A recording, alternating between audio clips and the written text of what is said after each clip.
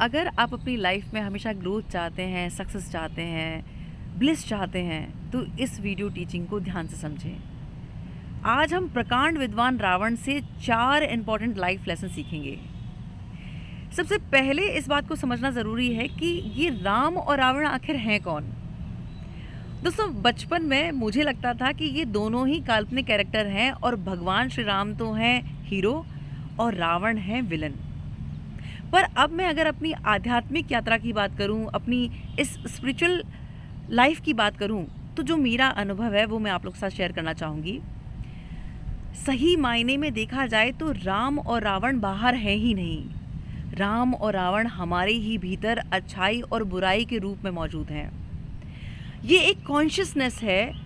जब हम अपनी लाइफ के लोअर लेवल से अपनी लाइफ को ऑपरेट करते हैं तो चेतना का यही लोअर लेवल जो ईगो कहते हैं वो रावण है। पर जब यही चेतना का स्तर बढ़ने लगता है और हायर कॉन्शियसनेस से जुड़ने लगता है, वही हमारी लाइफ को ब्लिसफुल स्टेट में ले जाता है और वही हमें राम के दर्शन कराता है। तो अगर एक शॉर्ट उस पर मैं बात करूं तो अहंकार से आनंद और रावण से राम बनने की जो यात्रा है, इसी सुंदर यात्रा का नाम रामचरितमानस है। ये तो इसका आध्यात्मिक पहलू है जो मैंने एक्सपीरियंस किया है। अब मैं बात करना चाहूँगी हमारे पवित्र ग्रंथ रामचरितमानस की।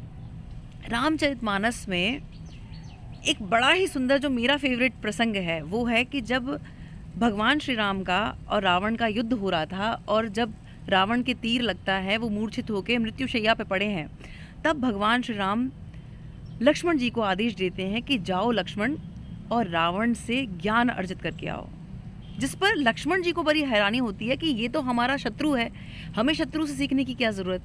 यहाँ भगवान श्री राम 2 बड़ी प्यारी बातें कहते हैं। सबसे पहला वो कहते हैं कि बात जब सीखने की आए तो कभी ये मत सीखो कि ये मत देखो कि कौन मेरा मित्र है और कौन मेरा शत्रु है, कौन छोटा है कौन बड़ा है।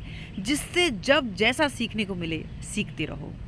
और इससे भी प्यारी बात वो कहते हैं कि लक्ष्मण, जब तुम रावण के पास जाओ तो उसके सिरहाने मत बैठना, उनके चरणों के पास बैठना। दोस्तों, ये इतना सुंदर और पवित्र भाव है जो हमें ये बताता है कि रियल नॉलेज हमसे तब जुड़ती है जब हम्बल हैं, जब हम ग्राउंडेड हैं। तो अगर आप कुछ सीखना चाहते हैं तो पहले हम्बल और ग्राउंडेड होना बहुत ज़रूरी है। अब हम बात करते हैं 4 इंपॉर्टेंट लाइफ लेसन की। सबसे पहला, जब लक्ष्मण जी रावण के पास जाते हैं और उनसे विनम्र निवेदन करते हैं कि वो अपने लाइफ का एक्सपीरियंस शेयर करें, तो रावण कहते हैं कि सबसे पहला और अहम, कभी भी अपने विरोधी की शक्ति को कमज़ोर ना समझें। जो सामने आपके है उसको कभी कमज़ोर ना समझें। वो ये बताते हैं कि मैं बहुत पराक्रमी था और मैंने कई देवी देवताओं को हराया था, तो मुझे इसी बात का अहंकार था कि मैं तो इतना पराक्रमी हूँ, मुझे तो कोई हरा ही नहीं सकता। तो ये बंदर भालुओं की जो सेना है मेरा क्या बिगाड़ लेगी।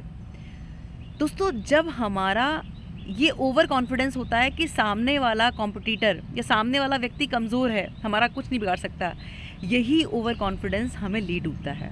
तो हमें सामने वाले की शक्ति को कभी कमज़ोर नहीं समझना है। दूसरा, रावण बताते हैं कि कभी किसी से बैर भाव ना पालें और अपने सीक्रेट्स किसी के साथ शेयर ना करें।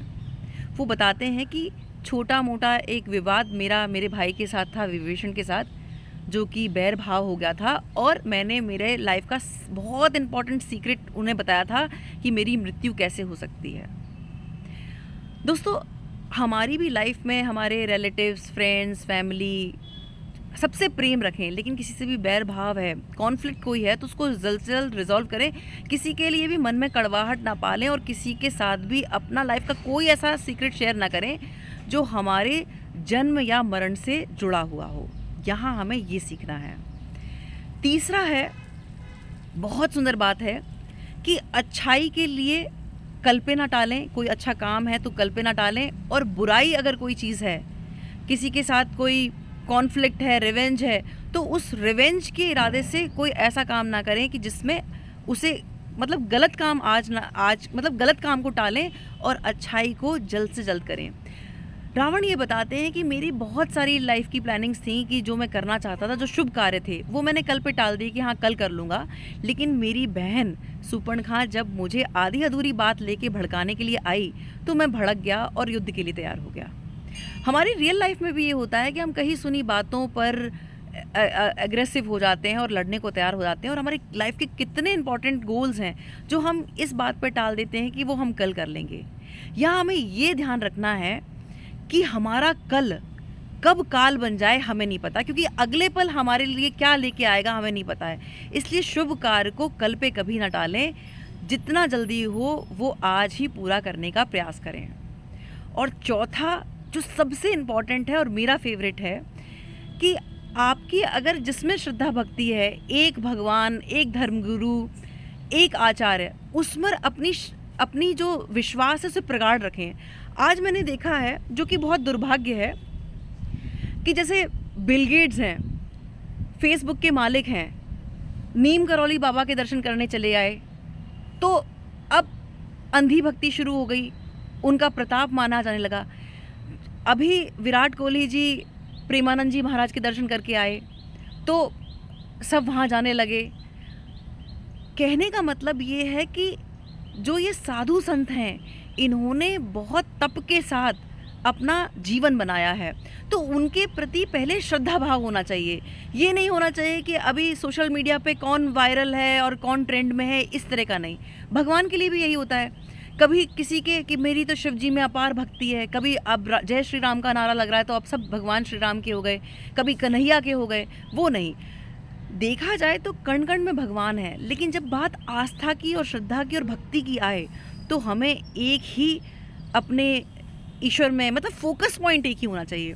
यहाँ रावण इतनी सुंदर बात कह रहे हैं, वो ये कह रहे हैं आपकी कोई मनोकामना है, वो पूरी हो ना हो, लेकिन अपने जिसके प्रति आस्था है उसे पूरे विश्वास और श्रद्धा भाव के साथ कहें। वो तो एक और मज़ेदार उन्होंने बात कही, उन्होंने कहा कि ये बीच की ड्वेल पर्सनैलिटी मत रखें कि कभी आप भगवान को मान रहे हैं और कभी नहीं मान रहे हैं। वो तो ये कह रहे हैं कि प्रेम भी करो तो भगवान से करो, और अगर शत्रुता भी पालनी है, नफरत भी करना है तो भगवान से करो, लेकिन वो साफ सुथरा होना चाहिए। तो उसमें ये कहते हैं कि दोनों तरह से जीत आपकी होगी।